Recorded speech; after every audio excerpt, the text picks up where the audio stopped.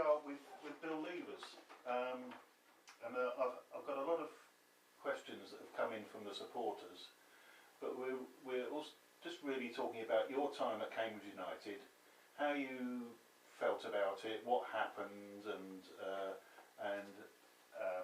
what was good about it, what was bad about it, maybe. So we just kick off, and you were referring to this a minute ago. The kick off with the story about how you came to be at Cambridge United. It was a big move. You were at Workington at the time, so geographically it was a big move. What happened? What took you to Cambridge United? Well, it's quite strange actually, because I walked out at Doncaster Rovers. I don't know whether people realise that, but I just walked out because the director started trying to tell me who to put in the team.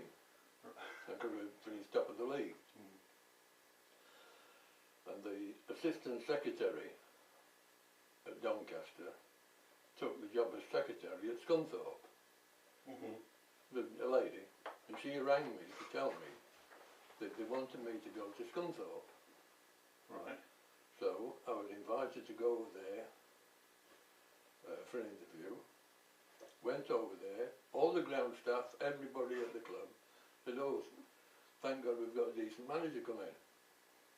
And this is before I got in to see the board of directors. And as I walked in there, Brian Doyle came in. Yeah. And because Brian, I think, was out of work at the time. So we agreed that what we would do, we would ask for exactly the same. If he wanted to appoint either of us, we'd ask for exactly the same, which we did. I sat in there being interviewed, and they were taking it for granted, I think, that I was going to be manager. Okay. I told them how much I wanted, about 40 quid a week, Yeah. with peanuts. And I said, "But I need a car." And as I said, I need a car, one of the directors, who was the finance director, raised his eyebrows as if to say, "There's no chance," which I took. Into the back of my mind saying, right, well, you know, I'm wasting my time here. So, anyway, cut a long story short, I suppose. Brian came out, he didn't get the job, I didn't get the job. They gave it to a bloke from the eastern counties, who lasted about 3 weeks, I think it was. Right. Something like that. Meantime, Jack Kelly, a friend of mine, who was a director at Bradford, one of the football clubs, his son played for me at Doncaster. He rang me and said, "There's a job going at Workington, Bill." He said, "You'll love the chairman, he's an absolutely brilliant chap. You'll love him." I said, "I don't want to go to Workington, you know, it's the other end of the country, I'm a mile away from anywhere." Yeah. He said, "Well, just go and see him," he said, "because he might change his mind." So I dragged Shirley up and our Glen, and we went up there, and they were absolutely brilliant. I mean, the previous manager, I think, had got cancer, and he was obviously having to pack up. And they asked me what I wanted. I told them the wages I wanted, 40 quid a week again, 40 quid. The chairman said to me, well, he said, "If you take this job," he said, "well, you've got a job for life." And I thought, well, God help me. You know, a job for life in Workington. I mean, where do you go and watch matches if you're in Workington? Yeah. And I'll tell you what, they were up till that previous few months, they've been a really good side. Workington, the manager's done a brilliant job there. And anyway, I said, "What I'll do, I'll let you know in the morning. I'll give you a ring about 10 o'clock and let you know." So Shirley said, "You don't want to go there." And she'd been on to me, because when I left Doncaster, I promised her that I'd be out of the game for 6 months. And this was 5.5 months later. Oh. So she said, and she's saying by that time, "For God's sake, get yourself a job." You know, all I was doing, I was playing badminton at the RAF station. Right. Not far away. So I said, "I'll ring you at 10 o'clock in the morning." I previously applied for the job at Cambridge United because I'd passed the ground going to, I think it was Colchester. Right. Because I used to be all over the country all the time, you know. So I passed the ground and I thought, oh, that looks, I think Matt Wynne they'd just done the stand. Yeah. And Matt Wynne had built that, and he'd loaned he'd let the club pay him, as I understood it.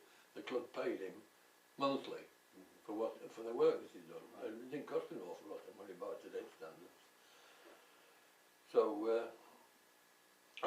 you know, at 10 o'clock in the morning. So, what happens?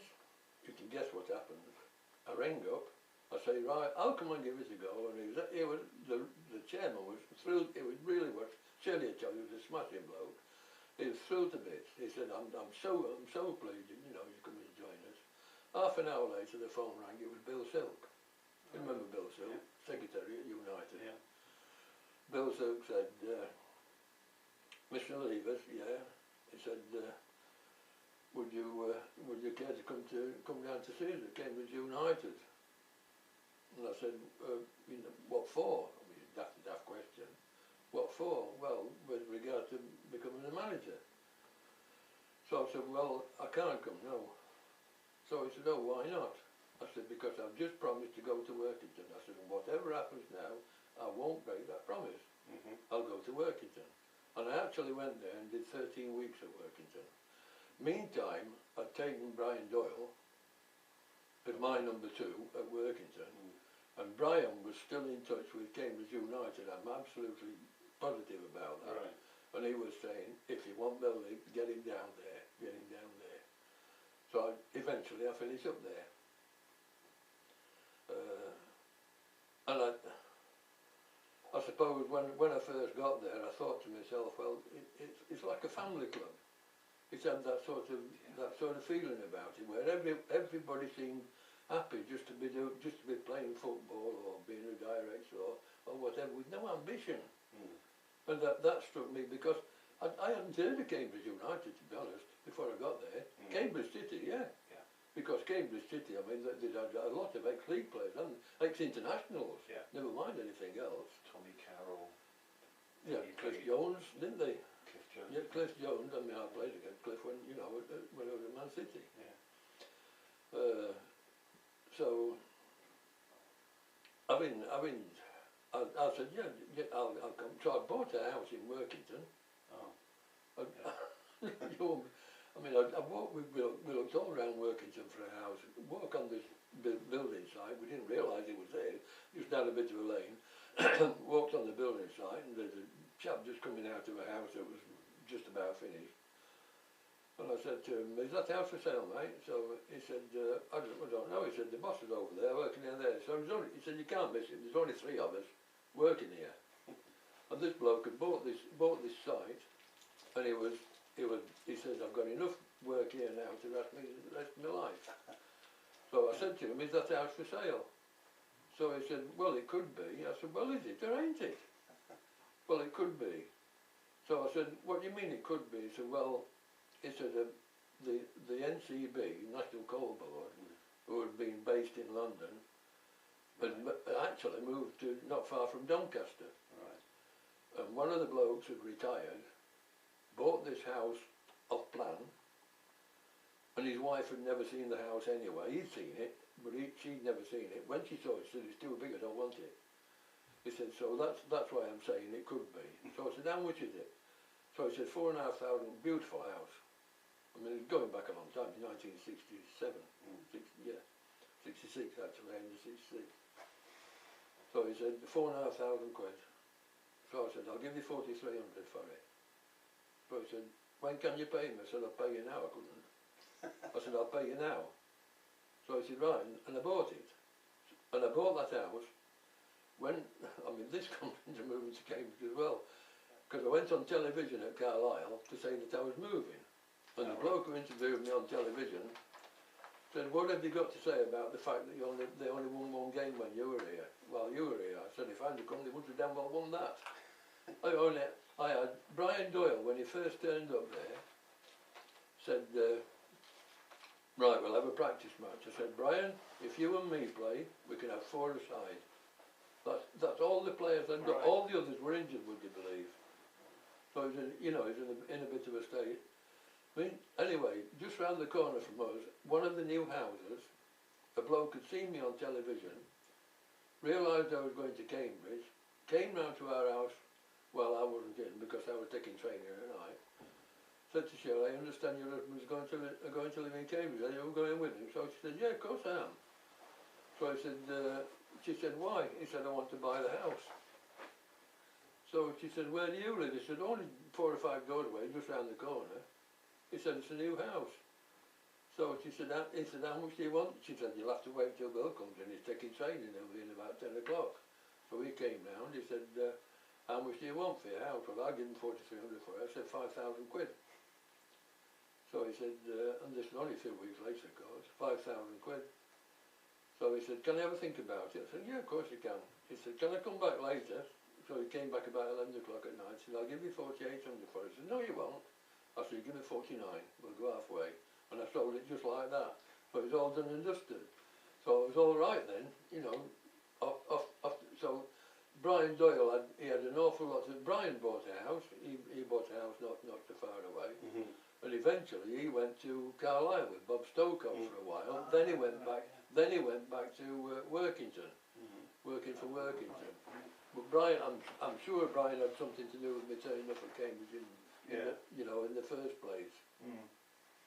So when you got there, you said you had the impression of a nice family club with everyone happy doing what they're doing. But was it well run? Did you think when you got there?